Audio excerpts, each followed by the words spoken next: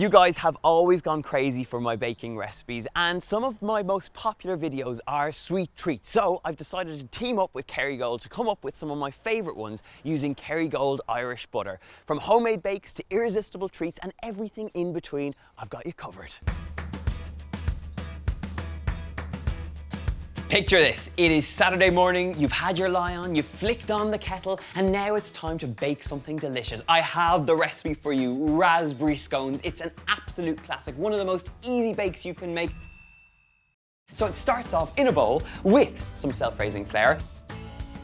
We're gonna get in there with some Kerrygold Irish butter, and you wanna make sure that it's nice and cold.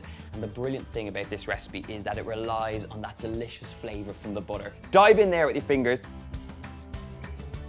This is looking really good now. I've got my butter mixed through the flour, and just to give it an extra rise, I'm gonna add another touch of some baking powder in here. Get in there with some caster sugar for some sweetness, about 100 grams going in here. Give it a quick mix through. You're with me so far, it's looking pretty good. So time to get on with our wet ingredients. I've got some milk, and to our jug of milk, we're gonna add 2 large free-range eggs. Lovely little plop there.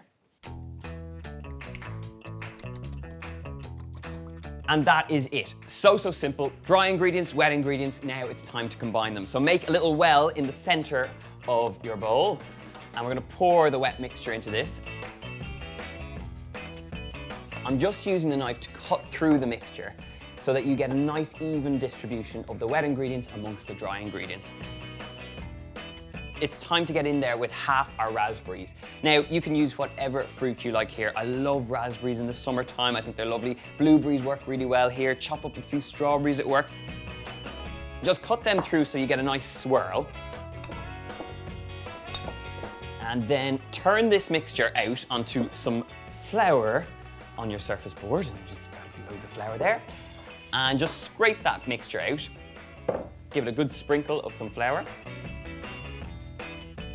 So just pat it out to about 1 centimetre in thickness. You don't actually need a rolling pin because it's quite smooth, quite movable.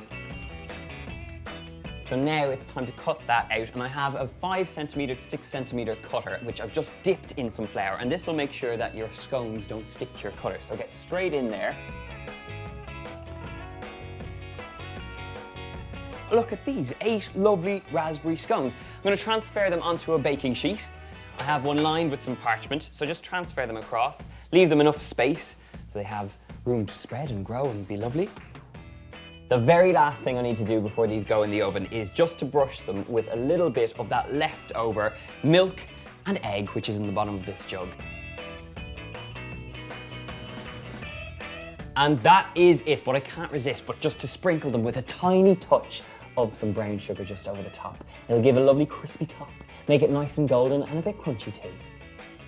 These are now ready to go into the oven at 220 degrees Celsius, quite a high temperature, but they're going to cook very quickly for about 12 to 15 minutes until they're risen and golden.